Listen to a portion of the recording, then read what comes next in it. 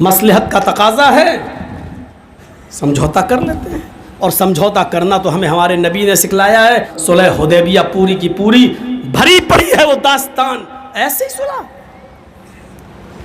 ایسا سمجھوتا عقل بھی نہیں کہتی کہ اتنا دب کر سمجھوتا کرنا چاہیے۔ آئے محمد صلی اللہ علیہ وسلم، اس مرتبہ آپ جائیے اور آپ کے صحابہ جائیں، ہم آپ کو عمرہ نہیں کرنے دیں گے، آئندہ سال آپ آئیے گا۔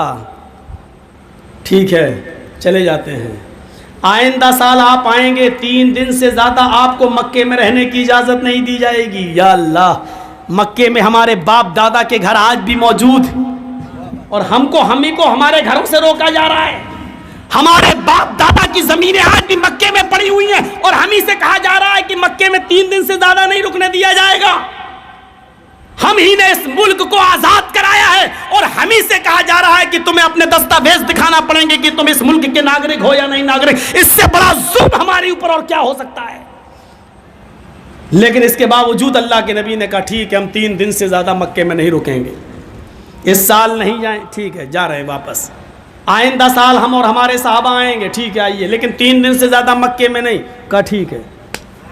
ہمارے آدمی، ایک اور شرط، ہمارے آدمی تلوار لے کر گھومیں گے ننگی کھلی ہوئی، اور آپ کے صحابہ تلوار لا تو سکتے ہیں لیکن تلوار میان میں ہوگی، کھلی ہوئی تلوار لے کر نہیں۔ ہمارے آدمی تلوار لے کر گھومیں گے لیکن آپ کے آدمی تلوار لے کر نہیں۔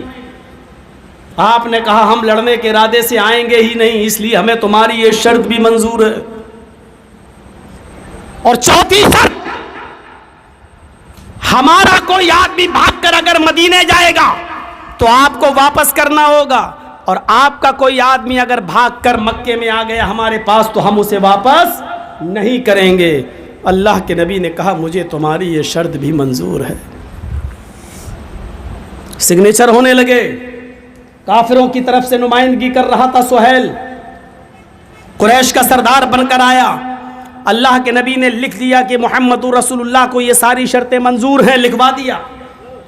سہیل نے جب یہ پڑھا تو اس نے کہا اے محمد ابن عبداللہ، میں آپ کو رسول اللہ نہیں مانتا ہوں، آپ کو میں عبداللہ کا بیٹا مانتا ہوں، اور اس میں یہ لکھا ہوا ہے کہ محمد الرسول اللہ کو شرطیں منظور ہیں، یہ رسول اللہ کاٹو، جب تک رسول اللہ نہیں کاٹو گے میں نہیں مانوں گا۔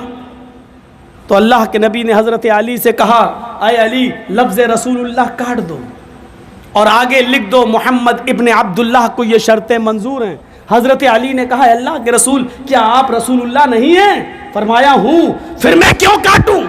کہا کہ میں اللہ کا رسول بھی ہوں اور عبداللہ کا بیٹا بھی ہوں، یہ لوگ مجھے اللہ کا رسول نہیں مانتے، کوئی بات نہیں، عبداللہ کا بیٹا تو مانتے ہیں، لکھ دو محمد ابن عبداللہ کو یہ شرطیں منظور ہیں۔ حضرت علی نے کہا اللہ نے آپ کو حق کے ساتھ رسول بنا کر بھیجا ہے، میرے ہاتھ میں اتنی طاقت نہیں ہے کہ میں اپنے ہاتھ سے لفظ رسول اللہ کاٹ سکوں۔ اللہ کے نبی نے کہا کیسا منظر ہوگا صحابہ کے سامنے۔ اللہ کے نبی نے کہا علی پھر مجھے بتاؤ کہ کہاں لکھا ہے، پڑھو بخاری، کہاں لکھا ہے مجھے بتاؤ۔ جب حضرت علی نے بتایا یہ، اور اللہ کے رسول جب اپنے ہاتھ سے رسول اللہ کاٹ رہے تھے تو حضرت عمر فاروق کے آنکھوں میں آنسو تھے، اور حضرت عمر فاروق نے کہا اے اللہ کے رسول مجھے 1-2 سوالوں کا جواب دے دیجیے۔ آپ نے کہا کیا ہے اے عمر، کیا بات ہے؟ فرمایا السنا علی الحق، اے اللہ کے نبی کیا ہم حق پر نہیں ہیں؟ کہا ہاں تم حق پر ہو۔ اے اللہ کے نبی کیا یہ غلط نہیں ہے؟ کہا ہاں یہ غلط ہیں۔ کہا اے اللہ کے نبی اگر آج آپ جہاد کا حکم دے دیں اور ہم ان سے لڑنے لگیں، اگر ہم ان کو مار دیں، لڑتے لڑتے ان کو قتل کر دیں تو کیا یہ جہنم میں نہیں جائیں گے؟ قتلاہم فی النار، کیا ان کے مقتول جہنم میں نہیں جائیں گے؟ فرمایا ہاں جائیں گے۔ کہ اللہ کے رسول اگر لڑتے لڑتے یہ ہمیں مار دیں، یہ ہمیں قتل کر دیں، قتلانا فی الجنہ، تو کیا ہمارے مقتولین جنت میں نہیں جائیں گے؟ اللہ کے نبی نے کہا ہاں جائیں گے۔ تو کہا اللہ کے نبی پھر اتنا دب کر فیصلہ، پھر اتنا دب کر فیصلہ، آپ اجازت دیجئے کہ ہم لڑیں، ماریں گے یا مر جائیں گے۔ لیکن اتنا دب کر سمجھوتا نہیں کریں گے۔ اللہ کے رسول نے حضرت عمر فاروق کی بات کو ریجیکٹ کرتے ہوئے کیا کہا؟ نہیں عمر، اس وقت جو میں سمجھ رہا ہوں وہ تم نہیں سمجھ رہے ہو۔ اس وقت حکمت کا تقاضا یہ ہے کہ ان کی بات ساری کی ساری مان لی جائے، چاہے ناجائز ہی کیوں نہ ہو۔ اور آپ نے مانی، اور ساری ناجائز باتوں کو ماننے کا نتیجہ یہ نکلا کہ چند سالوں کے بعد پھر فاتحانہ داخلہ ہوتا ہے مکے کے اندر، شاندار طریقے سے مکے کے اندر داخل ہوتے ہیں، اور سب سے پہلے مکہ فتح کرنے کے بعد جب آپ مکے میں داخل ہوتے ہیں تو جانتے ہو سب سے پہلا کام کیا کیا تھا اللہ کے نبی نے؟ خانہ کعبہ میں گئے، حضرت علی کے کاندھے پر سوار ہو گئے، اور اللہ کے رسول نے جب اٹھے حضرت علی کو کھڑا کر دیا اور اپنی چھری دے دی۔ حضرت علی نے ایک ایک بت کو گرایا، خانہ کعبہ سے بتوں کو صاف کیا، ایک ایک بت کو گراتے جاتے اور کہتے جاتے جاء الحق وزهق الباطل ان الباطل کان زہوقا، حق آ گیا اور باطل مٹ گیا، اور باطل کو تو مٹنا تھا۔ میرے بھائیوں، دور اندیشی کا نتیجہ یہ ہوتا ہے، حکمت عملی کا نتیجہ یہ ہوتا ہے، جوش میں آنے کی ضرورت نہیں ہے۔ یہ ساری چیزیں ہمیں شریعت نے بتائی ہیں، ساری چیزیں ہمیں قرآن و حدیث کے اندر ملتی ہیں۔ ایسے حالات ہو جائیں تو ہمیں کیا کرنا چاہیے؟ تھوڑا سا پانی اگر ہو تو منگائیے، تھوڑا گلا میرا نہیں ہے۔ تو ساری چیزیں شریعت کے اندر موجود ہیں۔ تو بات تھوڑی سی کٹ گئی، ہمیں توحید سے اپنا رشتہ مضبوط کرنا چاہیے۔ دہریہ کی عقل میں نہیں آ رہی تھی بات، اتنا بڑا تربوز زمین پر، اتنا چھوٹا سا آم پیڑ پر، جب اس کی ناک پہ گرا تو اس کی عقل میں آ گیا۔ تو اللہ نے جو کچھ بھی کرتا ہے اس کے کام میں حکمت ہوتی ہے۔ یہ الگ بات ہے کہ ہم اس کی حکمت کو سمجھ پائیں یا نہ سمجھ پائیں۔ اپنی عقل کو اس حد تک دوڑائیے جس حد تک دوڑ سکتی ہے۔ ایک بات اور بتا دوں آپ کو، اپنی عقل کا استعمال اتنا زیادہ مت کیجئے جو عقل کے دائرے سے باہر ہو۔ آنکھ کا کام دیکھنا ہے، لیکن یہ آپ کے آنکھ سامنے کی چیزوں کو دیکھ سکتی ہے، یہ آنکھ پیچھے کی چیزوں کو نہیں دیکھ سکتی ہے۔ اب آپ کہیں کہ اس آنکھ کا کیا کام ہے جو سامنے کی چیز کو دیکھ رہی پیچھے دکھ ہی نہیں رہا، بیکار ہے۔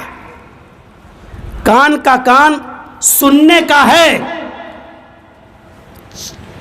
آپ یہاں بیٹھ کر میری آواز سن سکتے ہیں، لیکن 2 کلومیٹر دور جب آپ چلے جائیں اور مائک بھی نہ ہو تب آپ کا کان میری آواز نہیں سن سکتا بغیر کسی آلے کے۔ اب یہ مت کہنا موبائل میں تو لندن بھی سن لیتے ہیں لوگ بغیر کسی آلے کے۔ اب آپ یہ کہیں کہ مجھے تو یار 5 کلومیٹر دور کی آواز ہی نہیں سنائی دے رہی ہے، کوئی آدمی چلا رہا ہے مجھے سنائی نہیں دے رہا، یہ کان بیکار ہے۔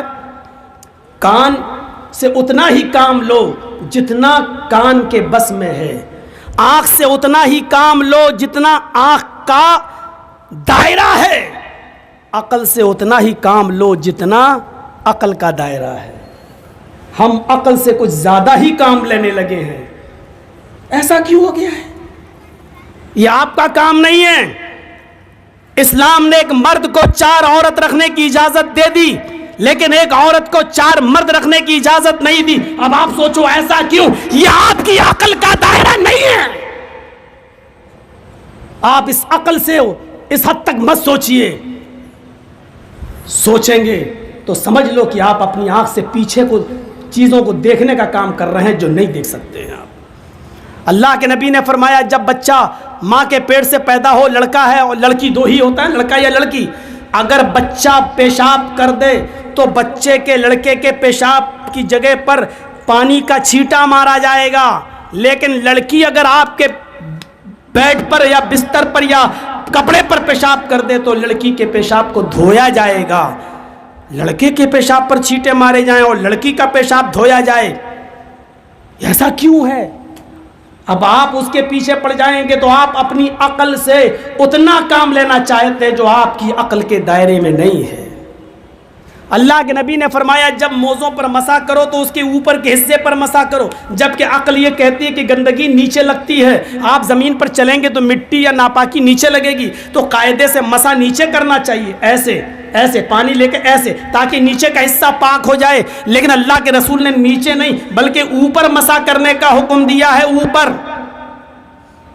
عقل کہتی ہے نیچے، لیکن ہمیں اوپر کرنا ہے۔ ایسا کیوں حکم دیا؟ یہ آپ جو چیز سوچ رہے ہو وہ آپ عقل سے اس کے دائرے سے زیادہ کام لے رہے ہو جو آپ کی عقل کا دائرہ نہیں ہے۔ اگر دنیا میں دو ہی ہر آدمی کے عقل پر آدمی چلنے لگے تو معاف کیجئے گا، آپ کی عقل کچھ اور کہے گی اور میری عقل کچھ اور کہے گی، اور اسی عقل کا لوگوں نے ناجائز فائدہ اٹھایا۔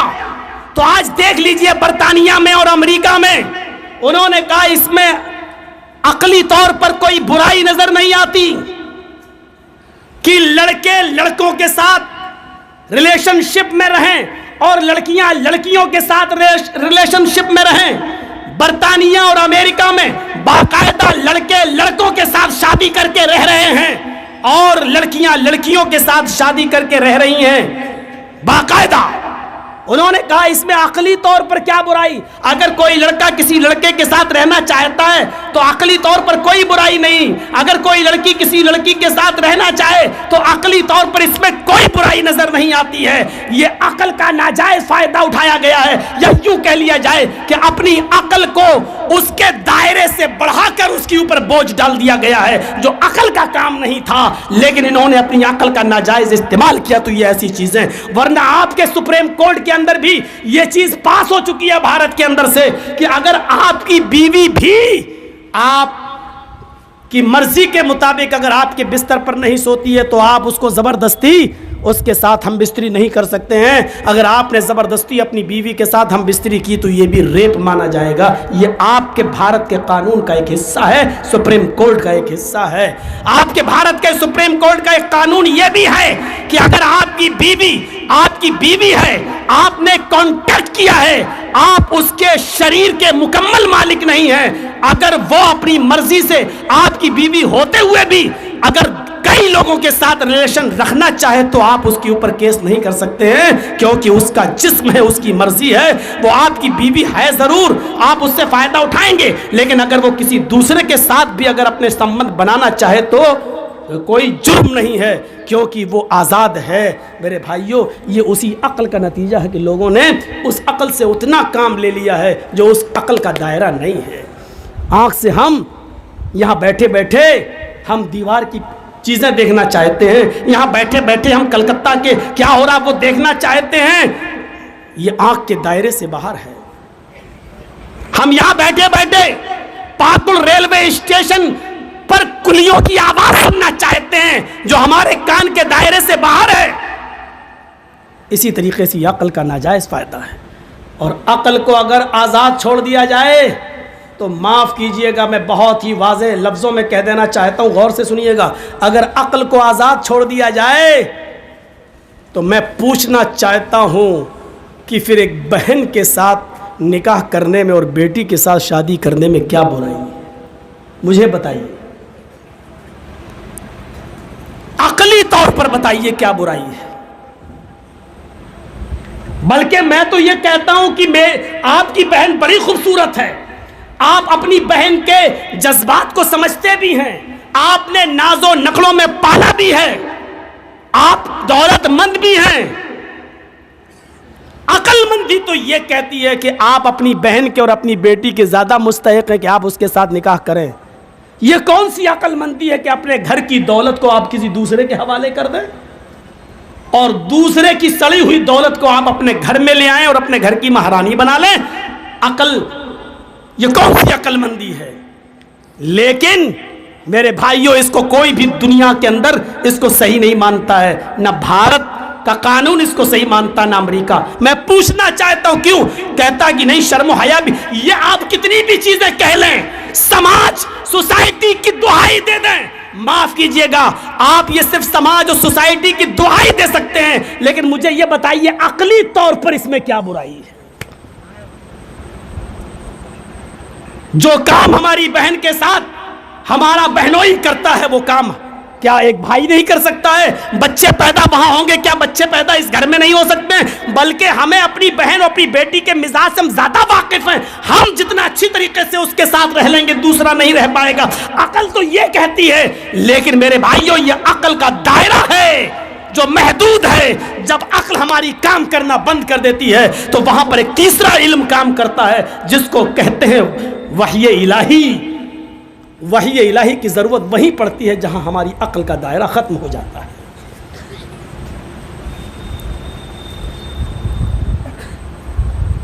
میرے بھائیوں اس بات کو سمجھنے کی کوشش کریے آپ. ہم جو چیز سوچیں ضروری نہیں کہ وہ سچ ہو، اس لیے عقل کا ناجائز استعمال کرنا چھوڑ دیجیے. یہ شریعت نے بتایا ہے کہ بہن کے ساتھ رشتہ تم نہیں کر سکتے ہو. یہ شریعت نے بتایا ہے، وحی الہی نے بتایا ہے کہ بیٹی کے ساتھ نکاح کرنا حرام ہے. یہ شریعت نے بتایا ہے کہ ماں کے ساتھ نکاح کرنا حرام ہے. یہ وحی الہی طے کرتی ہے کہ تم خالہ کے ساتھ نکاح نہیں کر سکتے ہو. یہ وحی الہی طے کرتی ہے کہ تم پھوپھی کے ساتھ نکاح نہیں کر سکتے ہو. عقلی طور پر کوئی برائی نہیں ہے، لیکن عقل کا ایک دائرہ ہے، اور جہاں عقل کا دائرہ ختم ہو جاتا ہے وہیں پر پھر ایک تیسرا علم کام آتا ہے، اور اس علم کا نام ہے وحی الہی. اس لیے اس دنیا کو ایک تیسرے علم کی ضرورت ہے، وحی الہی کی. دنیا کا نظام اگر اپنی اپنی عقلوں سے چلاؤ گے تو ہر انسان کی عقل ایک دوسرے سے الگ ہے، ایک دوسرے سے الگ ہے. ایک یہ کہے گا دوسرا وہ کہے گا. اس لیے جہاں ہماری عقل کام کرنا بند کر دے تب حکومت کا نظام ایک تیسرے علم سے چلایا جائے گا، اور وہ تیسرا علم ہے وحی الہی. پھر وہ شرعی نظام ہے. جب شرعی نظام نافذ ہوگا میرے بھائیوں وہاں پھر کسی کی عقل ختم ہو جائے گی، اس لیے کہ تمہاری عقل یہ کہتی ہے، اس کی عقل یہ کہتی ہے. ایک عقل کہتی ہے زناکار نے زنا کیا ہے اس کو 2-4 مہینہ جیل میں رکھ کے سزا دے دو. ایک عقل یہ کہتی ہے کہ نہیں، اس کو پتھروں سے مار مار کے ہلاک کر دو، اس کو اس سماج میں جینے کا حق نہیں ہے. کل تک اس سزا کو لوگ روڑی وادی سزا کہتے تھے، اور جب ہندوستان میں بھارت میں جب بلاತ್ಕಾರ اور ریپ کے کیس بڑھے تب راج ٹھاکرے کو بھی کہنا پڑا کہ اسلام کی سزا ان کی اوپر لاگو کرو، پتھروں سے مار مار کے ان کو ہلاک کر دو اور ختم کر دو. میرے بھائیوں بتاؤ، ہماری عقل یہ کہتی ہے کہ چور کے ہاتھ کاٹ دینے کے بعد وہ بیچارہ مجبور ہو جاتا ہے، پھر کمانے کے لائق نہیں ہے، اس لیے چور کے ہاتھ نہیں کاٹنا چاہیے. اگر ہاتھ کاٹ دیں گے تو زندگی بھر پھر وہ محنت نہیں کر سکے گا، مزدوری نہیں کر سکے گا. ایک عقل یہ کہتی ہے کہ چور کا ہاتھ نہیں کاٹنا چاہیے. ایک عقل یہ کہتی ہے کہ اگر چور کا ہاتھ کاٹ دیا جائے گا تو پھر تمام لوگوں کے سامان کو اور مال کو چوری سے محفوظ کر لیا جائے گا. پھر کسی کی ہمت نہیں پڑے گی کہ وہ کسی کے مال کی چوری کرے، کیونکہ اس کی سزا دیکھنے کے بعد پھر چوروں کے حوصلے پست ہو جائیں گے. ایک عقل یہ کہتی ہے، اب بتائیے کون سی عقل کو کام میں لایا جائے. اس لیے جب انسانوں کی عقلیں ٹکرانے لگیں تو وہاں ایک تیسرا علم کام آتا ہے، اور اس علم کا نام ہے وحی الہی. پھر کتاب و سنت اور شرعی نظام کے تحت نظام کو چلایا جائے، ملکی نظام کو. جیسے اس دہریے نے سوچا اپنی عقل سے کہ اتنا سا پھل تو اوپر اتنا بڑا نیچے، جب ناک پہ گرا تب ہوش ٹھکانے آ گئے. آپ جو چاہیں، مجھے معلوم ہے سن 1957 کا تقریباً واقعہ ہے، 57 کا واقعہ، 1957 کا. چھوٹی لائن چلتی تھی، چھوٹی لائن گورکھپور سے گونڈا کے لیے چھوٹی لائن ایک چلتی تھی، اور وہ کوئلے والا انجن اس میں لگا ہوتا تھا پہلے. تو جب اس میں گاڑیاں، جب ایک ٹرین، اس کا ڈرائیور ہے محمد قاسم نام کا، سنیے، محمد قاسم نام کا ڈرائیور گاڑی ٹرین چلا رہا ہے. اور جب ٹرین گورکھپور سے بڑھنی اور بڑھنی کو کراس کرتے ہوئے جب وہ کوا پور اسٹیشن کے پاس سے گزری، تلسی پور کے پاس ایک پل تھا، اس پل کے پاس کو کراس کرنے کے بعد آگے بڑھتی ہے تو ٹرین ڈرائیور نے، محمد قاسم نے دیکھا کہ ایک 17-18 سال کی ایک لڑکی دوڑتی ہوئی چلی آ رہی ہے، اور وہ ٹرین کی پٹری کے نیچے آ کر لیٹ گئی ہے، خودکشی کرنا چاہتی ہے. ٹرین کے ڈرائیور نے ہیوی بریک لگائے، کوشش کی کہ ٹرین کو روکیں، لیکن چونکہ وہ زیادہ دور نہیں تھی لڑکی، اس لیے ڈر تھا کہ ہم بریک ایک دم تو بریک لگیں گے نہیں، بریک دھیرے ہی دھیرے لگتے ہیں ٹرین کے، لیکن اس نے کوشش کر کے ٹرین کے بریک کو لگانے کی کوشش کی، ہیوی بریک لگائے، اور بریک لگانے میں وہ کامیاب ہوا۔ جب اس نے مڑ پیچھے دیکھا تو کیا دیکھتا ہے کہ لڑکی میں اور ٹرین کے پہیے میں صرف ایک بالشت کا، ایک بتے کا فرق ہے۔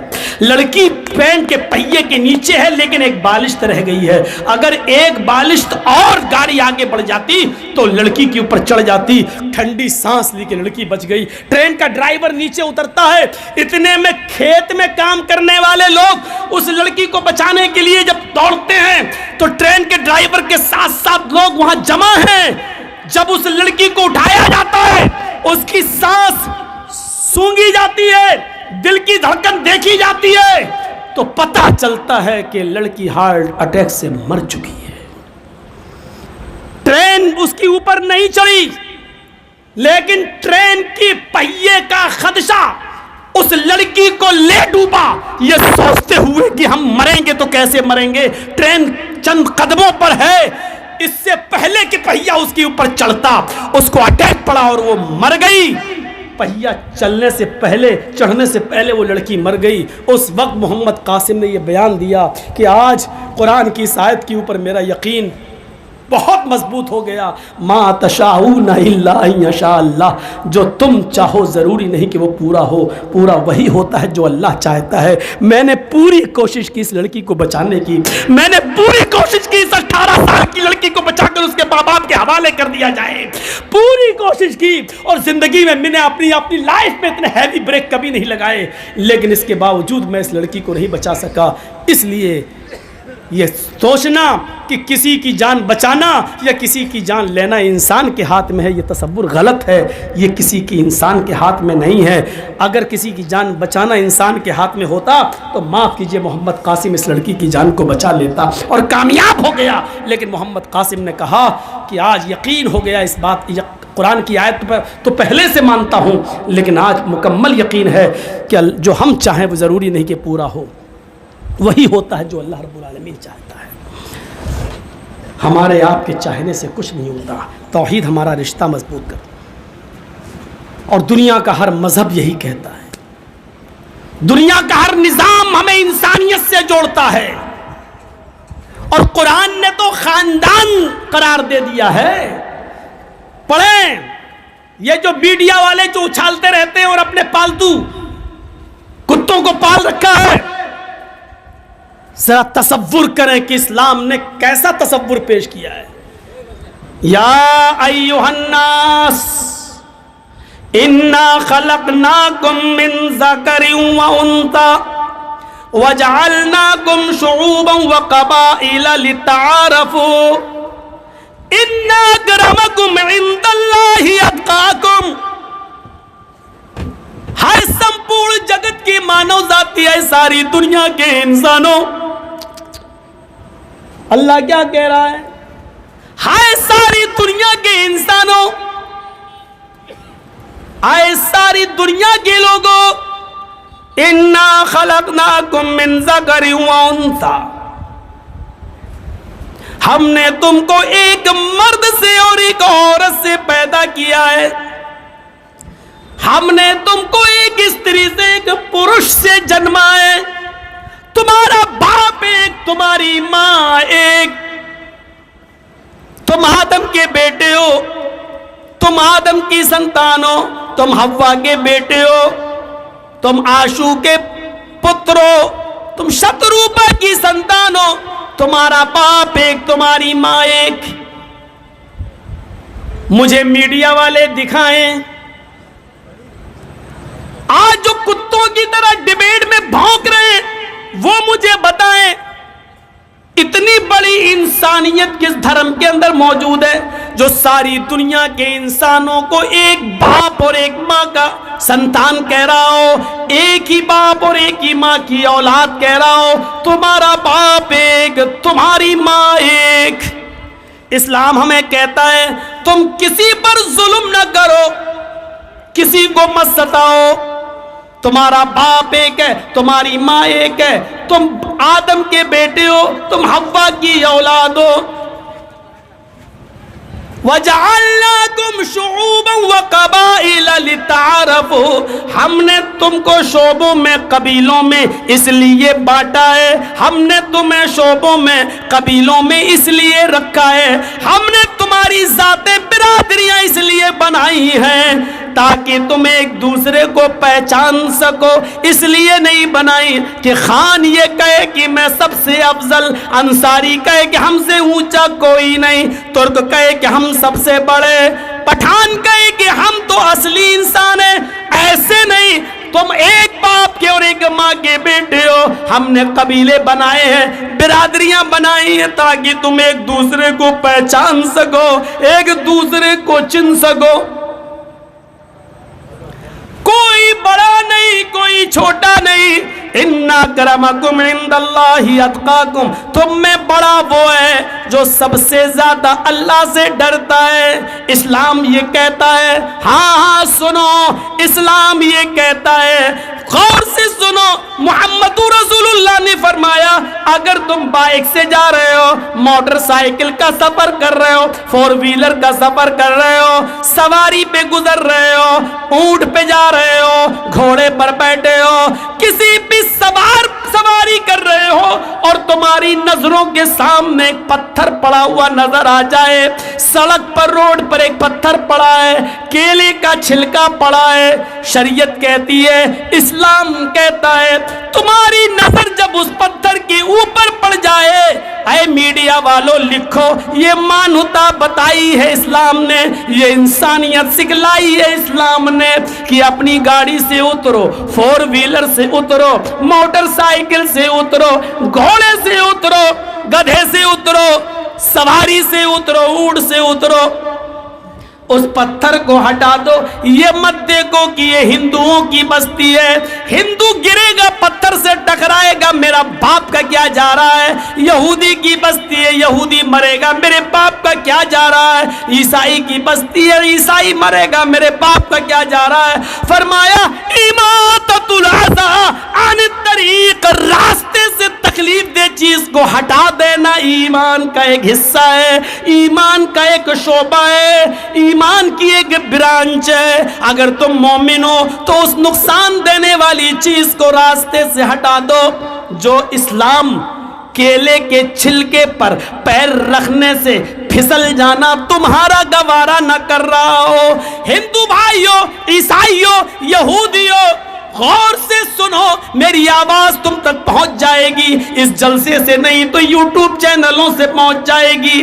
اسلام کو یہ بھی گوارا نہیں کہ کوئی ہندو، کوئی عیسائی، کوئی جینی، کوئی بدھسٹ، کوئی سکھ، کوئی کرسچن کیلے کے چھلکے پر پیر رکھ کے پھسل جائے، یا کوئی بچہ یا بوڑھا پھسل جائے اور گر جائے اور اس کو چوٹ لگ جائے. اسلام اتنا بھی گوارا نہیں کرتا کہ کسی کو چوٹ لگ جائے، گر جائے. وہ تمہارا قتل ہوتے ہوئے دیکھنا کیسے گوارا کر لے گا، وہ تمہیں مرتا ہوا دیکھنا کیسے گوارا کر لے گا. اسلام کی تعلیم تو یہ کہتی ہے کہ کسی کے پیر کیلے کے چھلکے پر پڑے وہ گر جائے، اس سے بہتر ہے کہ کیلے کا چھلکا ہٹا دو، پتھر ہٹا دو، تکلیف دہ چیز ہٹا دو. یہ اسلام کہتا ہے. ہاں سنو، اسلام کی تعلیم کیا ہے، غور سے سنیے. روزہ جو ہمارے یہاں فرض ہے، فرض روزہ جو ابھی گزرے ہیں ایک ہفتہ پہلے، یہ رمضان کا روزہ جو کسی بھی کنڈیشن میں معاف نہیں ہے. ہاں کسی بھی کنڈیشن میں معاف نہیں ہے. رخصتی تو ہے لیکن معافی نہیں ہے. اگر بیمار ہو چھوڑ دو، لیکن بیماری ٹھیک ہو جانے کے بعد چھوٹے ہوئے روزے کو پورا کرنا ہے. سفر میں ہو چھوڑ دو، بعد میں پورا کرنا ہے. یہ روزہ اتنا زبردست فریضہ ہے کہ رمضان کے مہینے میں اگر عورتیں پیریڈ سے ہو جائیں، ان کو مہینہ شروع ہو جائے تو وہ نماز بھی چھوڑیں گی اور روزہ بھی چھوڑیں گی. 5 दिन 6 दिन जितनी जिस औरत की आदत है उतने दिन नमाज नहीं पढ़ेंगी, उतने दिन रोजा भी नहीं रखेंगी।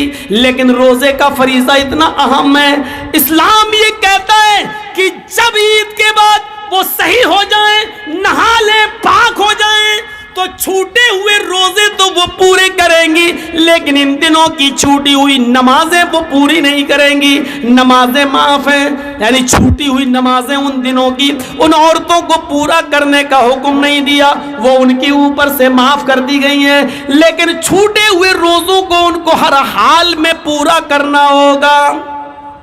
जर्जी साहब रोजा रखते रखते बीमार हो गए, 2 रोजे छूट गए। सोचते थे कि ईद के बाद रख लेंगे, लेकिन 2 रोजे जर्जी साहब नहीं रख पाए। मुहर्रम का महीना, शव्वाल का महीना जाने से पहले पहले इंतकाल हो गया। जर्जी साहब के जो 2 रोजे छूट गए हैं, इनको पूरा रखना था, बीमारी की वजह से छूटे, इनको पूरा रखना था दूसरा साल रोजा आने से पहले पहले, लेकिन इंतकाल हो गया। तो ये मरने के बाद भी मेरे ऊपर से माफ नहीं है। अब ये छूटे हुए 2 रोजे मेरी औलाद पूरा करेगी, मेरी बीवी रखेगी, मेरी बहन रखेगी, मेरा बाप रखेगा, मेरे खून का कोई रिश्ता होगा वो रखेगा। गौर कीजिए, ये इतना जबरदस्त फरीजा है ये रोजा, जो किसी भी कंडीशन में माफ नहीं है। बहुत ज्यादा कोई बूढ़ा आदमी है जो रोजा ही नहीं रख सकता है, उसके ऊपर से भी माफ नहीं है। हाँ, रोजा नहीं रखेगा, लेकिन हर एक दिन के रोजे के बदले में माले फिदिया देगा। एक मिस्कीन खाना खिलाएगा, एक फकीर को खाना खिलाएगा, पेट भर के उसको खाना खिलाना है। अब चाहे तो 30 दिन का इकट्ठा उसको दे दे, या 30 दिन अपने घर में बुलाकर खिलाए, या 30 दिन के खाने का राशन उस गरीब आदमी के घर में पहुंचा दे। लेकिन राशन पहुंचाने से पहले समझ लेना, सिर्फ चावल पहुंचाओगे तो नहीं चलेगा। राशन जब पहुंचाओगे तो 30 दिन का पूरा राशन पहुंचाना पड़ेगा। यहाँ उसमें दाल भी शामिल है, चावल भी शामिल है, सब्जी भी शामिल है, यहाँ तक कि तेल और मिर्च मसाला, यहाँ तक कि नमक, यहाँ तक कि चूल्हे में जलने वाली लकड़ियां भी उसमें शामिल है। ये पूरा का पूरा खर्चा आपको 30 दिन के रोजों का उसको देना पड़ेगा। ये रोजा इतना बड़ा फरीजा है जो किसी भी कंडीशन में माफ नहीं है मेरे भाइयों। लेकिन इस्लाम ये कहता है, जर्जी साहब बीमार हैं, जर्जी साहब रोजे से हैं, जर्जी साहब के बगल में पड़ोस में राधे कृष्णा नाम का आदमी रहता है, उसका बेटा बीमार है, उसको ऑपरेशन की जरूरत है। डॉक्टर ने कह दिया अर्जेंट, 1 बॉटल खून की जरूरत है, 1 बॉटल ब्लड की जरूरत है। उसके ग्रुप का ब्लड चाहिए, उसके ग्रुप का ब्लड नहीं मिल रहा है। जर्जी साहब का ब्लड ग्रुप वही है जो उस हिंदू लड़के का है। इस्लाम ये कहता है उसकी फौरन जान बचाने के लिए जर्जी साहब आप फौरन हॉस्पिटल जाइए, 1 बॉटल ब्लड दीजिए और जल्दी से उसको चढ़वाइए और उसकी जान बचाइए। जर्जी साहब कहने लगे 1 बॉटल खून देंगे तो रोजा टूट जाएगा। इस्लाम ये कहता है कि यहाँ पर किसी की जान बचाने के लिए अपने रोजे को तोड़ दो। एक गैर मुस्लिम बच्चा है, इंसानियत का तकाजा है, रोजा बाद में पूरा किया जा सकता है, लेकिन वक्त पर अगर ब्लड न मिला तो उसकी जान चली जाएगी, उसको फौरन ब्लड दो। जर्जी साहब को अपना रोजा तोड़ना पड़ेगा और रोजा तोड़कर ब्लड देकर उसकी जान बचाना पड़ेगी। मीडिया वालों लिखो और बयान दो, इस्लाम ये शिक्षा देता है, इस्लाम ये तालीम देता है। तुम्हारी तरह नहीं कि राम का नाम बदनाम करो, पेड़ से बांध दो, जय श्री राम के नारे लगाओ, मस्जिदों से भी गुजरो तो राम का नाम लगाते हुए गुजरो, ये नारा लगाते हुए सुनो। अगर तुम्हारे अकीदे के मुताबिक रामचंद्र जी जीवित हैं, जिंदा हैं, तो यकीन मानो कि उनकी आत्मा अंदर से कितनी दुखी हो रही होगी, उनकी आत्मा अंदर से कितनी रो रही होगी कि मैंने तो अपने शागिर्दों को, अपने चेलों को ऐसा राम धर्म बनाने کے لیے نہیں کہا تھا, ایسا تو نہیں کہا تھا, لیکن آج یہ کتنے گر چکے ہیں کہ اپنے سوارتھ کے لیے ہم کو مسجدوں کے باہر بھی نیلام کر رہے ہیں. ذرا تصور کیجئے, یہ اسلام ہے جو ہمیں جوڑتا ہے, یہ اسلام ہے جو ہمیں مانوتا اور انسانیت سے جوڑتا ہے. یہ اسلام کی شکشا ہے, اسلام کی تعلیم ہے, اسلام کی دعوت ہے. ہم ہیں کہاں؟ ہمیں بہت غور کرنے کی ضرورت ہے. یہ اسلام ہی ہے جو کہتا ہے واللہ لا یؤمن, اللہ کی قسم وہ مومن نہیں. حضرت عائشہ پوچھتی ہے کون مومن نہیں, اور اللہ کے نبی کہتے ہیں وہ مومن نہیں جو خود پیٹ بھر کے کھانا کھا لے اور اس کا پڑوسی بھوکا سو جائے. اور پڑوسی میں ہندو اور مسلمان کی کوئی قید نہیں لگائی, پڑوسی ہے چاہے وہ جو بھی ہو. حضرت عبداللہ ابن عمر بڑے صحابی گزرے ہیں, ان کا پڑوسی یہودی تھا. ان کے گھر بچہ پیدا ہوا, کس کے؟ عبداللہ ابن عمر کے گھر میں ڈلیوری ہوئی, ولادت ہوئی, بچہ پیدا ہوا. 7ویں دن انہوں نے اپنے بچے کا عقیقہ کیا. جب 2 جانور لے آئے اور گھر میں باندھ دیا تو اپنی بیوی سے کہا دیکھو بیوی, جب 7ویں دن یہ بکرے دونوں ذبح ہوں گے اور گوشت پک جائے گا تو پڑوسی کو ضرور پہنچا دینا. پڑوسی کون تھا؟ یہودی. ذرا اس بات کو سنتے رہیے گا, پڑوسی کون تھا؟ یہودی. اور عبداللہ ابن عمر کیا کہہ رہے ہیں؟ پڑوسی کو ضرور پہنچا دینا. بیوی نے کہا ٹھیک ہے. جب عقیقے میں 5 دن رہ گئے تو کہا دیکھو جب یہ جانور ذبح ہوں گے, گوشت پک جائے تو پڑوسی کو ضرور دے دینا. بیوی نے کہا ٹھیک ہے. جب عقیقے میں 2 دن رہ گیا تو انہوں نے کہا دیکھو اب 2 دن رہ گئے عقیقے میں, جب جانور ذبح ہو جائیں اور گوشت پک جائے تو تم پڑوسی کو ضرور پہنچا دینا. بیوی نے کہا ٹھیک ہے. آج عقیقے کا دن آ گیا. عبداللہ ابن عمر نے دونوں جانوروں پر چھری چلائی اور فرمایا بیوی جب گوشت پک جائے تو پڑوسی کو ضرور پہنچا دینا. بیوی نے کہا ٹھیک ہے. اب کھال اتارنے لگے, کھال اتر گئی, گوشت کی بوٹیاں ہونے لگیں. کہا دیکھو بیوی جب گوشت پک جائے تو پڑوسی کو ضرور پہنچا دینا. اور جب گوشت پکنے لگا, ہانڈی پر رکھ دیا پکنے کے لیے, تو بار بار ڈھکن اتار کر دیکھنے لگے. بیوی نے کہا کیا ہوا؟ کہا دیکھ رہا ہوں. کہا کیوں؟ پکنے میں تھوڑا ٹائم لگے گا. کہا میں دیکھ رہا ہوں کہ کتنا رہ گیا ہے, دیکھو جب پک جائے تو پڑوسی کو ضرور پہنچا دینا. اب بیوی کو غصہ آ گیا. 7 دن سے ان کی ٹر ٹر ٹر ٹر سن رہے ہیں. تو بیوی نے کہا ارے سن لیا میں نے, 7 دن سے آپ چلاتے چلے جا رہے ہیں پڑوسی کو دے دینا, پڑوسی کو دے دینا. ارے میں آپ کی بیوی ہوں, ذمہ داری سمجھتی ہوں. آپ نے کہہ دیا پکنے تو دیجیے, میں پہنچا دوں گا, پہنچا دوں گی, کیوں پریشان ہیں آپ؟ اب چپ ہو گئے. کہنے لگے بیوی ڈانٹ کیوں رہی ہو؟ کہا بار بار کہتے چلے جا رہے ہیں کسی بات کو. ارے میں نے, آپ نے کہہ دیا, میں نے سن لیا, میں پہنچا دوں گی, پکنے تو دیجیے.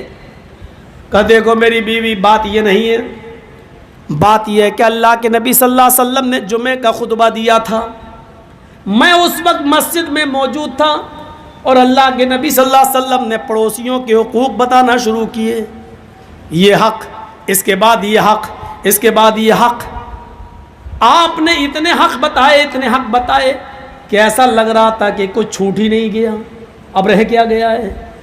اب ایسا لگ رہا تھا کہ اب اللہ کے نبی جو بھی بولیں گے کہیں ایسا نہ ہو کہ آگے یہ بول دیں کہ جس مکان میں تم رہتے ہو اس مکان میں بھی پڑوسی کا اتنا اتنا حصہ ہے, اتنا حصہ تمہارے پڑوسی کا. ایسا لگ رہا تھا, اتنے حقوق بتائے کہ مجھے ڈر لگنے لگا کہ ہم جس گھر میں رہتے ہیں اس میں بھی کہیں پڑوسی کا حصہ نہ بتا دیں کہ اتنا حصہ پڑوسی کا. تو میری بیوی پہنچا دینا. اللہ کے نبی نے فرمایا وہ آدمی مومن نہیں جو خود پیٹ بھر کے کھا لے اور اس کا پڑوسی بھوکا سو جائے.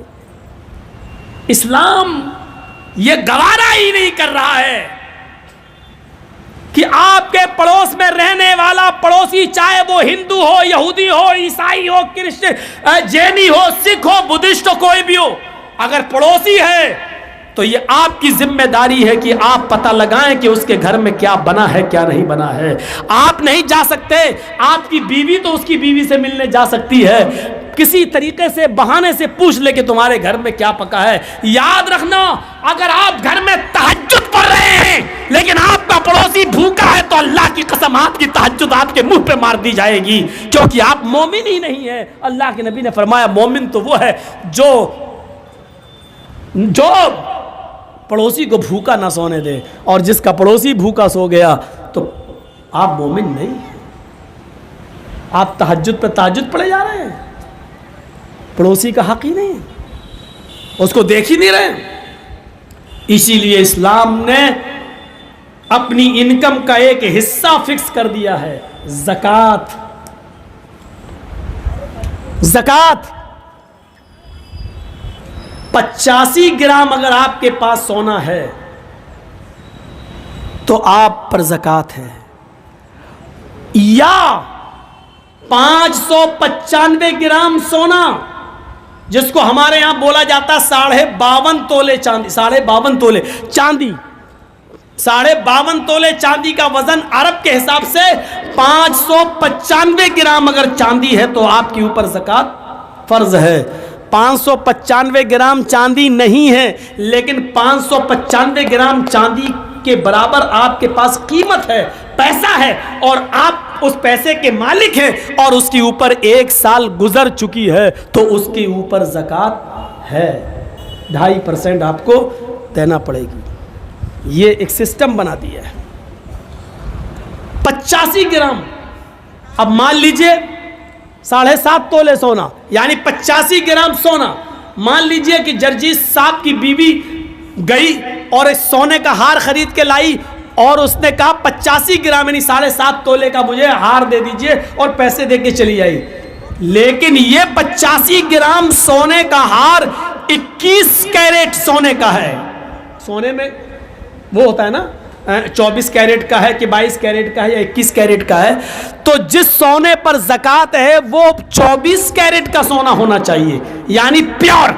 85 ग्राम सोना आपने खरीदा है और वो 24 कैरेट का है तो आपके ऊपर ज़कात है। आपने 85 ग्राम सोना खरीदा है लेकिन वो 21 कैरेट का है तो उसके ऊपर ज़कात नहीं बनेगी, क्योंकि उसको जब आप वजन करेंगे और जब उसके अंदर जो और धातु मिली हुई है उसको आप निकाल देंगे तो उस सोने का वजन जो ओरिजिनल सोना है वो 72 ग्राम रह जाएगा, वो 72 ग्राम रह जाएगा, 85 ग्राम नहीं रहेगा। क्योंकि 21 कैरेट का अगर 85 ग्राम सोना है तो 24 कैरेट के हिसाब से वो 72 ग्राम सोना बनता है, तो 72 ग्राम सोने पर ज़कात ही नहीं है। ओरिजिनल सोना होना चाहिए आपके ऊपर, आपके पास 85 ग्राम। एक बात और याद रखिएगा, आप रमज़ान में ज़कात देते हैं, ठीक है, बहुत से लोग अंग्रेज़ी हिसाब से ज़कात देते हैं। भाई कोई सर्विस करते हैं, उनको तनख्वाह उनका साल भर का हिसाब मार्च में होता है तो वो मार्च ज़कात के लिए कोई रमज़ान का महीना शर्त थोड़ी है। साल में एक बार ज़कात फ़र्ज़ है, साल में एक बार जब ज़कात फ़र्ज़ है तो सुन लीजिए, साल में एक बार ज़कात फ़र्ज़ है, वो अरबी महीने के हिसाब से। अब आप अंग्रेजी महीने के हिसाब से ज़कात देंगे तो कितनी देंगे? ज़कात बहुत अहम मसला है, 1 रुपया भी आप मारेंगे तो फंस गए।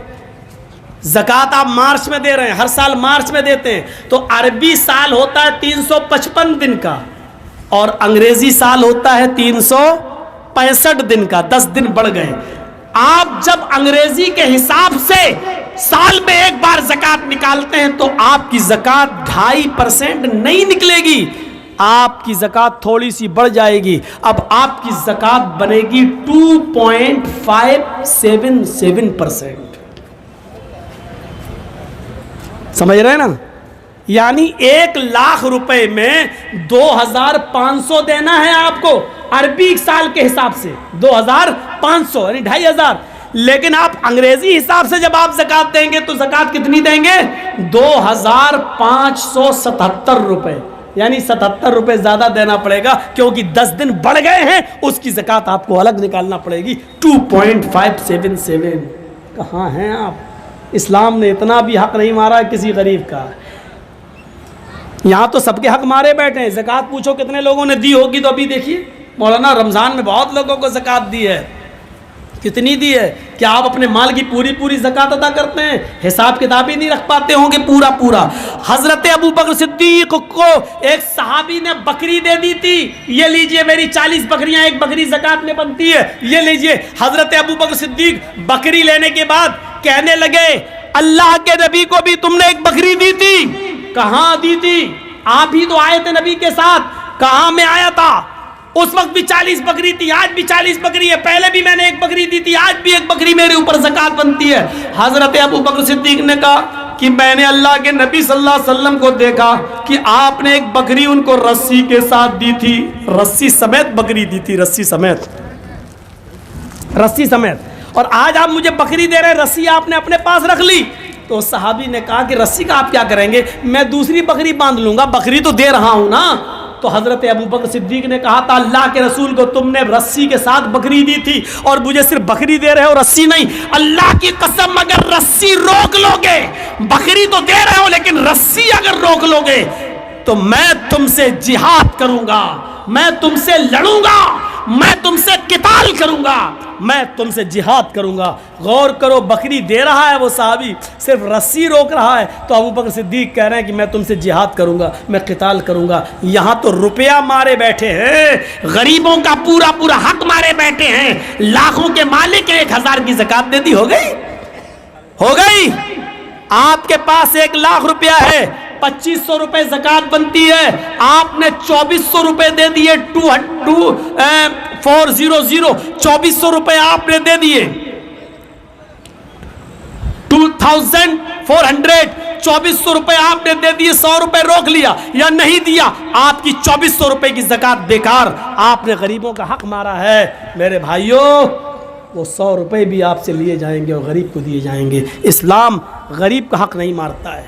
اللہ کہتا ہے میرے پاس میرا حق مار کے آؤ گے، قیامت کے دن میں اپنا حق معاف کر سکتا ہوں، لیکن کسی غریب کا حق مار کے آؤ گے تو میں معاف نہیں کروں گا۔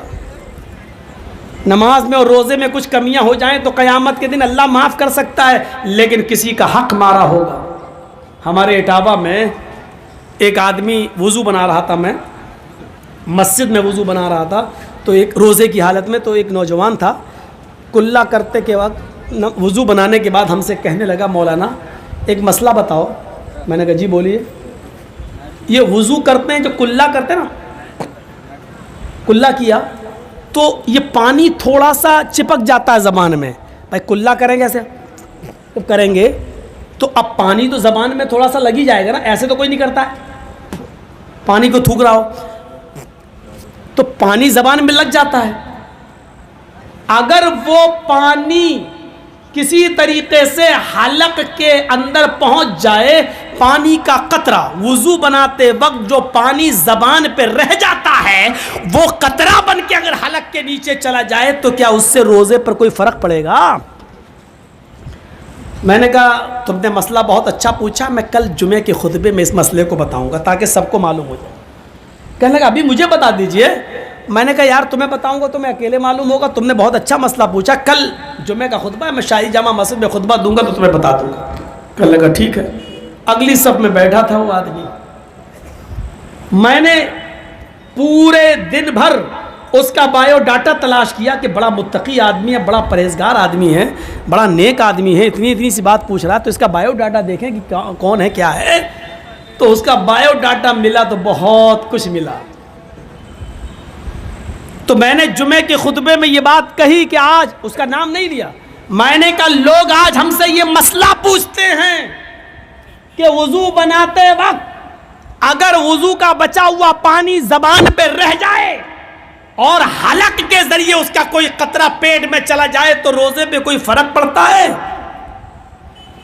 پانی کے ایک قطرے کو حلق کے ذریعے پہنچ جانے پر ان کو لگتا ہے کہ روزے پر کوئی فرق پڑتا ہے یا نہیں؟ یہ مسئلہ وہ پوچھتے ہیں جو اپنی بہنوں کا حق مارے بیٹھے ہیں, اپنی بیٹیوں کا حق مارے بیٹھے ہیں زمین و جائیداد میں. جب ان کی زندگیوں پر ماں اپنی بہن اور بیٹیوں کا حق مارنے سے ان کی زندگیوں پر کوئی فرق نہیں پڑ رہا ہے, ایسے لوگ یہ مسئلہ پوچھتے ہیں کہ پانی کا ایک قطرہ اگر حلق کے نیچے اتر جائے تو روزے پہ کوئی فرق پڑے گا یا نہیں پڑے گا. کیسے متقی اور پرہیزگاری دکھائی دے رہی ہے اس مسئلے کے اندر, لیکن نتیجہ کیا ہے؟ جب اندر سے ان کی زندگی دیکھی تو پتا چلا کہ باپ کے مرنے کے بعد وہ بہنوں کو, یعنی باپ کی وراثت میں سے وہ اپنی بہنوں کو حق نہیں دے رہا ہے, اور اپنی وراثت میں اپنی بیٹیوں کو حق نہیں دے رہا ہے. جو اپنی بیٹیوں کا اور اپنی بہنوں کا حق مارے بیٹھا ہے, وہ آدمی آج یہ سوال کرتا ہے کہ پانی کا قطرہ اگر حلق کے نیچے چلا جائے تو روزے پہ کوئی فرق تو نہیں پڑے گا. تصور کریں آپ اپنی بہن کو 1 لاکھ نہیں 1 کروڑ کا جہیز دے دو, لیکن باپ کے مرنے کے بعد باپ کی وراثت میں بھی بہن حصے دار رہے گی, اور باپ کی وراثت میں تمہیں جو حصہ ملے گا تمہارے مرنے کے بعد تمہاری وراثت میں سے بھی بہن حصے دار رہے گی. یعنی باپ کی وراثت میں سے بھی حصہ ملے گا اور بھائی کی وراثت سے بھی بہن کو حصہ ملے گا, اور جب بہن کی شادی ہوگی تو شوہر کی وراثت میں بھی بیوی کو حصہ ملے گا, اور بیٹا اگر مر گیا تو بیٹے کی وراثت میں بھی اس کی ماں کا حصہ بنے گا. میرے بھائیو, اللہ کے رسول نے, شریعت نے ایک عورت کو چاروں طرف سے عزت دے رکھی. یہ وہ لوگ مسئلہ پوچھتے ہیں. اسلام نے اتنا زبردست انتظام کر دیا ہے ہمدردی کا کہ آپ بچ نہیں سکتے, رعایت نہیں, یہ کرنا ہی پڑے گا تمہیں. اسی لیے قرآن کہتا ہے وَسَارِعُوا إِلَى مَغْفِرَةٍ مِّن رَبِّكُمْ وَجَنَّةٍ عَرْضُهَا السَّمَاوَاتُ وَالْأَرْضُ. اپنے رب کی مغفرت کی طرف دوڑو اور اس جنت کی طرف دوڑو جس کی لمبائی اور چوڑائی زمین و آسمان کے برابر ہے. دنیا میں آج انسان صرف کمانے پر لگا ہے, اسباب راحت بہت. جرجیت صاحب نے بہت کمایا, آج جرجیت صاحب کے پاس اسباب راحت بہت ہیں.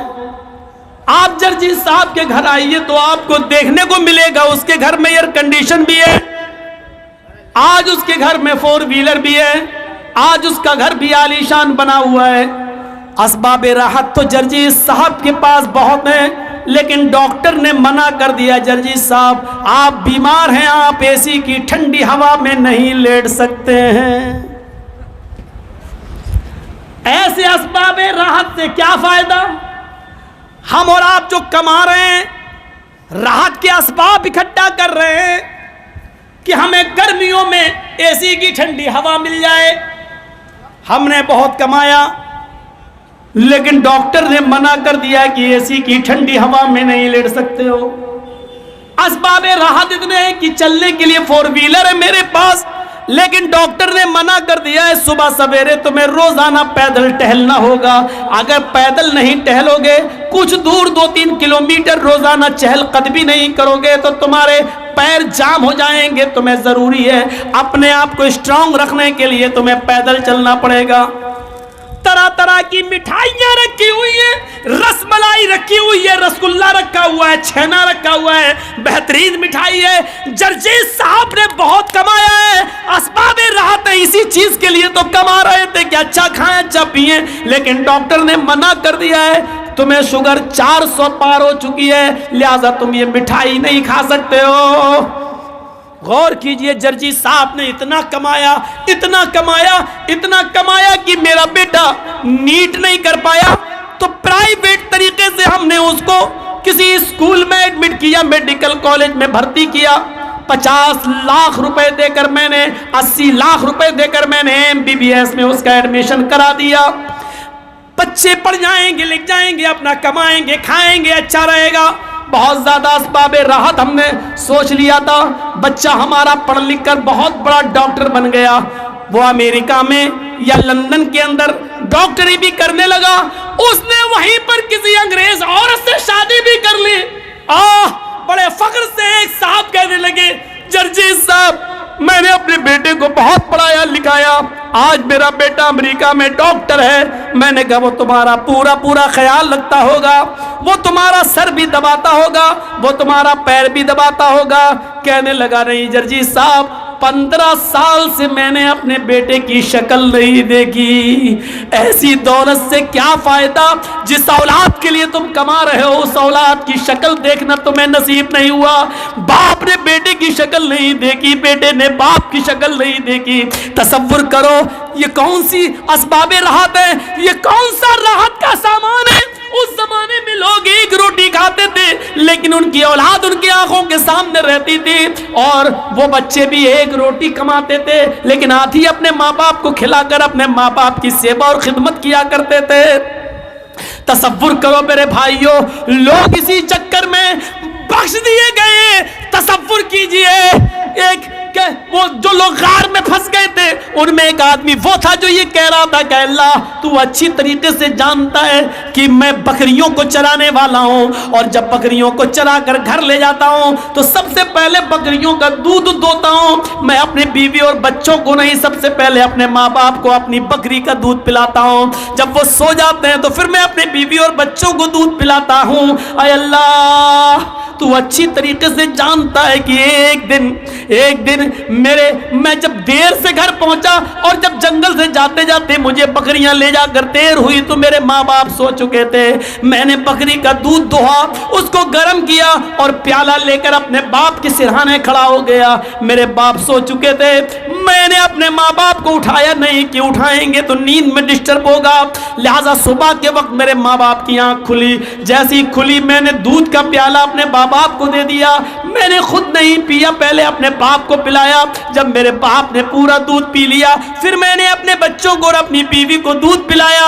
اے اللہ اگر میں نے یہ کام تیری رضامندی کے لیے تجھے خوش کرنے کے لیے کیا ہے تو اس غار کا منہ کھول دے تاکہ ہم نکل جائیں. اس زمانے میں لوگ اپنے ماں باپ کی خدمت کر کے اللہ سے یہ کہتے تھے اللہ میری اس پریشانی کو دور کر دے. آج تو ہمیں ایسی پڑھائی لکھائی ہو گئی ہے, آج اسباب راحت کے چکر میں, کمانے کے چکر میں آج ہم اپنی اولاد سے اور اولاد باپ سے اتنی دور ہو چکی ہے کہ باپ بیٹے کی شکل نہیں دیکھ رہا اور بیٹا باپ کی شکل نہیں دیکھ پا رہا ہے. غور کرو آپ ہی لوگوں میں کتنے لوگ ایسے ہیں جو بیچارے دلی اور بمبئی کام کرنے جا رہے ہیں, کتنے لوگ ایسے ہیں جو انڈیا چھوڑ کر آج سعودیہ, کویت اور دبئی میں کام کر رہے ہیں. 2 سال 3 سال سے نہ انہوں نے باپ کی ماں کی شکل دیکھی, نہ اولاد نے ماں باپ کی شکل دیکھی, نہ ماں باپ نے اپنی اولاد کی شکل دیکھی.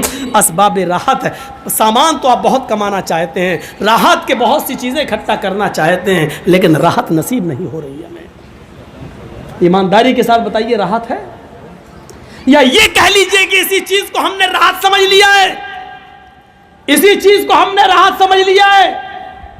ابھی ناظم اجلاس صاحب اعلان کر رہے تھے, ہمارے دوست جمیل اختر شفیق تیمی کے جرجیت صاحب کو جب بھی دیکھتا ہوں تو ایسا ہی لگتا ہے کہ جیسے پہلے دیکھا تھا ویسے اب دیکھ رہا ہوں. حقیقت 20-22 سال سے برابر آنا جانا ہے, اپنے آپ کو مینٹین بھی کیا جاتا ہے, اس کے پیچھے کچھ ضروری چیزیں بھی ہوتی ہیں. آج بھی جرجیت صاحب کے سامنے چاہے جتنی چیزیں رکھ دو, جرجیت صاحب کھائیں گے اتنا ہی جتنا میرا دل ہوگا, زبردستی کوئی دے کے دیکھے نہیں ہوگا. جرجیت صاحب کہتے ہیں لوگ ملا مولوی بہت کھاتے ہیں, پیٹ کی توندیں ہوتے ہیں, ہم یہ منع نہیں کر رہے ہیں, ہوتے ہوں گے, لیکن جرجیت صاحب کے سامنے دہی رکھ دو گے نہیں کھائیں گے, کیونکہ رات میں جلسہ کرنا گلا بیٹھ جائے گا. جرجیت صاحب کو آپ روح افزے کا شربت پلائیں گے نہیں پئیں گے, کیوں؟ رات کو گلا بیٹھ جائے گا. جرجیت صاحب کو آپ ٹھنڈی بریانی کھلائیں گے نہیں کھائیں گے, کیوں؟ تقریر کرنا گلا بیٹھ جائے گا. اپنے آپ کو مینٹین کر کے رکھا ہے اور کبھی پیٹ بھر کے ہم نے کھانا نہیں کھایا ہے. آج تک میں نے اپنے پیٹ کے ایک حصے کو تھوڑا سا خالی رکھ کے چھوڑا ہے. میں ایسے مولویوں کو جانتا ہوں جو میرے ساتھ کھانا اور بیٹھنا دسترخوان پہ پسند نہیں کرتے. وہ کہتے ہیں یہ پہلے اٹھ جائے گا, ہم لوگ پھر منہ تکتے رہیں گے, وہ کہتے بعد میں کھائیں گے. ایسے مولویوں کو میں آج بھی جانتا ہوں جو میرے ساتھ کھانا پسند نہیں کرتے ہیں دسترخوان کے اوپر. وہ کہتے ہیں کہ یہ 2-4 لوگ میں کھا کے اٹھ جائے گا, ہم لوگوں کو بھی کھانے نہیں دے گا صحیح سے.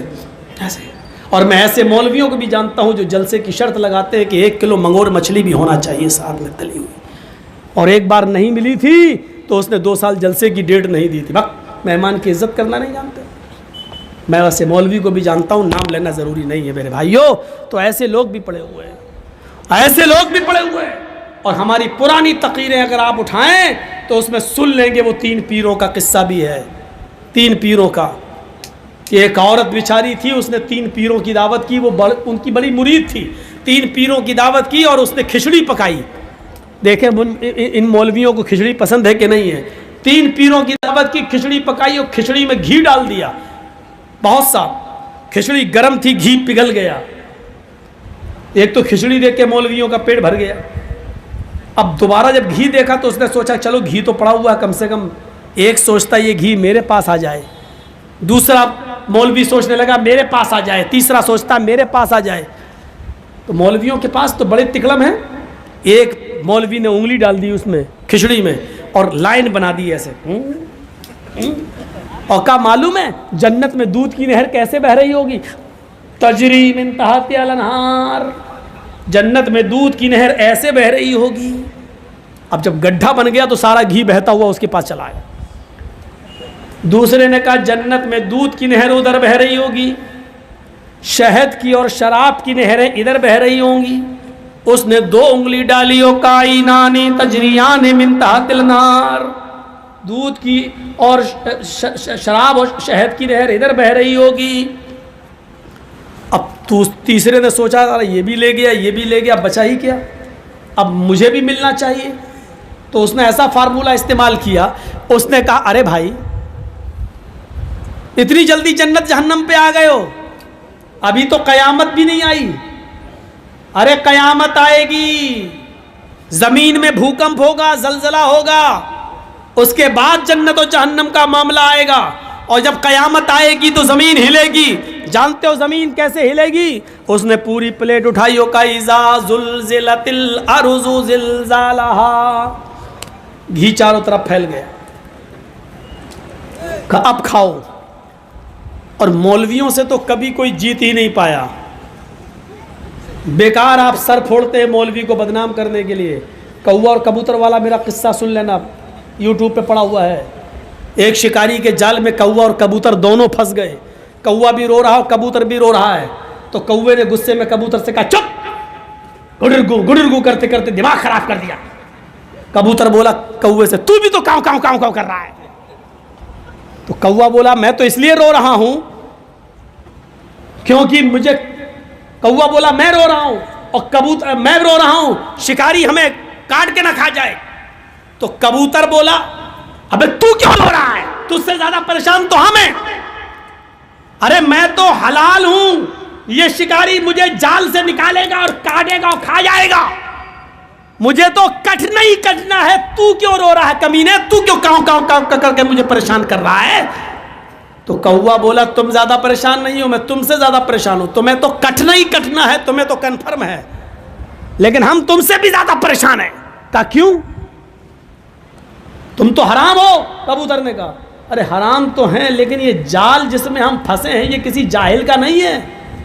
جس جال میں ہم پھنسے یہ مولوی کا جال ہے. تو کبوتر نے کہا مولوی کا جال ہے تو کیا ہوا؟ کبوتر نے کہا اس مولوی کا کوئی بھروسہ نہیں, کب حلال کا فتویٰ دے کہ ہم کو بھی کاٹ کے کھا جائے. میری جان تم سے بھی زیادہ اٹکی ہوئی ہے.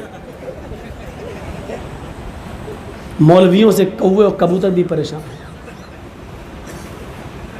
اس لیے مولوی ہارتا نہیں ہے. بہت سے راستے ہوتے ہیں اس کے پاس, بہت سے راستے. اللہ رب العالمین ہمیں اپنے بنائے ہوئے راستوں سے بچائے اور شریعت پر چلنے کی توفیق عطا فرمائے. تو میرے پیارے ساتھیوں, اسباب راحت کم ہوں لیکن سکون ہو ہماری زندگی کے اندر. ایسی اولاد سے کیا فائدہ جس نے 15 سال سے بیٹے کی شکل نہیں دیکھی. مجھے علی میاں ندوی نے لکھنؤ میں ایک واقعہ بیان کیا تھا. میرے بھائیوں, اللہ علی میاں ندوی کو جنت نصیب فرمائے, ان کے گناہوں کو معاف فرمائے. بڑی شخصیت گزرے ہیں. علی میاں ندوی نے ایک واقعہ بیان کیا. ان کے جلسے میں جب اجتماع تھا تو بہت سے لوگ دور دور سے آئے ہوئے تھے, عورتیں بھی آئی ہوئی تھیں. جلسے کو رات کے 12 بجے ختم ہونا تھا, لیکن جلسہ رات کے 12 بجے ختم نہیں ہونا تھا. لیکن ایک عورت جو دور سے آئی تھی بس میں بیٹھ کر، اس کا دماغ جلسے میں نہیں لگ رہا ہے، وہ کئی باتیں سوچ رہی ہے۔ ایک عورت نے اس سے پوچھا، بہن تمہیں کیا پریشانی ہے؟ تم کسی مولانا کی تقریر غور سے نہیں سن رہی ہو، تمہیں کچھ پرابلم ہے؟ اس نے کہا نہیں۔ پھر وہ پریشان نظر آئی۔ تھوڑی دیر کے بعد 2-4 عورتوں نے پوچھا، بہن تمہیں کیا پریشانی ہے؟ کہا یہ جلسہ کب ختم ہوگا؟ کہا وہ تو 12 بجے جلسہ ختم ہو جائے گا۔ کہا اچھا ٹھیک ہے، تمہیں پریشانی کیا؟ کوئی بخار ہے، پیٹ میں درد ہے، کوئی پرابلم ہو تو بتاؤ۔ اس نے کہا نہیں، پرابلم یہ ہے کہ میں اپنا چھوٹا سا بچہ گھر پہ چھوڑ کے آئی ہوں، اکیلا ہے۔ تو کہا گھر پہ کوئی نہیں ہے؟ کہا نہیں، اس کی دادی ہیں یعنی میری ساس وہاں سو رہی ہیں، لیکن وہ آنکھوں سے نابینا ہیں۔ کہا کوئی بات نہیں، بچہ تو آپ کا کتنے سال کا ہے؟ کہا 2 سال کا بچہ ہے۔ کہا ماشاءاللہ بچہ بڑا ہے، اپنے آپ پیشاب کرنے جا سکتا ہے، اڑ سکتا ہے، اس کی دادی اس کو سلا دیں گی، کوئی دقت کی بات نہیں۔ کہا میری بہن بات دراصل یہ ہے کہ میں ماچس میچ باکس اپنے تکیے کے نیچے چھوڑائی ہوں، رات میں کبھی کبھی لائٹ چلی جاتی تھی تو میں چراغ جلا لیتی تھی، اس لیے وہ میچ باکس، وہ ماچس کی تیلی میں نے تکیے کے نیچے رکھ دی تھی ماچس۔ مجھے ڈر ہے کہ رات کی تاریکی میں کہیں بچہ اٹھ نہ جائے اور کھیلتے ہوئے کہیں وہ ماچس کی تیلی نہ جلا لے، اور جلتی ہوئی وہ ماچس کا ٹکڑا کہیں بستر پہ نہ گر جائے، اور پورا کا پورا بستر جلنے کے بعد گھر میں بھی آگ نہ لگ جائے، اور اس سے میرا بچہ جل کر راکھ نہ ہو جائے۔ ان عورتوں نے کہا تم کیا کیا سوچ رہی ہو؟ چپ رہو، بچہ بڑا ہے، رات میں جب سو جاتا ہے تو پھر اکثر بچے صبح ہی اٹھتے ہیں، رات کی پہلی نیند ہے، گہری نیند میں سو رہا ہوگا۔ یہ بری خیالات تم اپنے دماغ سے نکالو اور چلو تقریر شروع، 12 بجے جلسہ ختم ہو جائے گا۔ اس عورت نے کہا کہ تم ٹھیک ہی کہہ رہی ہو، اور تم ایسا اس لیے بول رہی ہو کیونکہ وہ تمہارا بچہ نہیں ہے، اور میں ایسا اس لیے سوچ رہی ہوں کیونکہ وہ میرا بیٹا ہے، میرا بچہ ہے، مجھے اپنے بچے کا جو تجربہ ہے وہ میں جانتی ہوں، اپنے بچے کے حالات سے میں واقف ہوں، تم نہیں۔ بہرحال جلسہ رات کے 12 بجے ختم ہوتا ہے، بسیں اپنے اپنے علاقوں میں جانے لگتی ہیں، وہ عورت بھی جس بس میں بیٹھ کر آئی تھی وہ بھی جانے لگتی ہے، ڈرائیور سے کہہ رہی ہے کہ ذرا جلدی چلو۔ ڈرائیور نے بس تھوڑی سی تیز اسپیڈ میں چلائی، لیکن جب یہ عورت گھر پہنچتی ہے اس کے دماغ میں جو تصورات تھے وہ تصورات ویسے ہی کہ ویسے جو یہ سوچ رہی تھی ویسے کہ ویسے پورے ہوتے چلے گئے۔ یہ عورت جب گھر پہنچتی ہے تو کیا دیکھتی ہے کہ بچہ رات میں آنکھ کھول چکا ہے، بچے نے ماچس تکیے کے نیچے سے نکال بھی لیے، بچہ ماچس جلا بھی چکا ہے، ماچس کی چلتی ہوئی تیلی بستر پہ گر بھی چکی ہے، اس بستر میں آگ بھی لگ چکی ہے، اور اس بستر پہ میری ساس اور وہ چھوٹا سا بچہ دونوں چل کر راکھ بھی ہو چکے ہیں، اور گھر بھی جل کر راکھ ہو چکا ہے۔ میرے بھائیوں، میں کہنا یہ چاہتا ہوں کہ ایک رات کے لیے بستر پر ماں نے اپنے بچے کو چھوڑا تو جلسے میں اس کو چین نہیں مل رہا ہے، رات میں اس کو سکون نہیں مل رہا ہے کہ میرا بیٹا کہیں آگ نہ لگا لے، ماچس سے کہیں کھلواڑ کرتے کرتے کہیں ماچس کو جلا نہ لے اور اس سے اپنے آپ کو جلا نہ لے۔ ماں کی رات بیکار ہو گئی، تڑپنے لگی، اس کے دماغ میں کسی مولوی کی تقریر نہیں بیٹھ رہی ہے، اس کا ذہن بچے کی طرف لگا ہوا ہے۔ میرے ساتھیوں، میں تمہیں یہ بتانا چاہتا ہوں، قرآن نے کہا ہے جتنا تم دنیا کی آگ سے اپنے بچے کو بچانے کی فکر کرتے ہو، قُوْ أَنفُسَكُمْ وَأَهْلِيكُمْ نَارًا، اس سے کہیں زیادہ تم اپنے بال بچوں کو جہنم کی آگ سے بچاؤ۔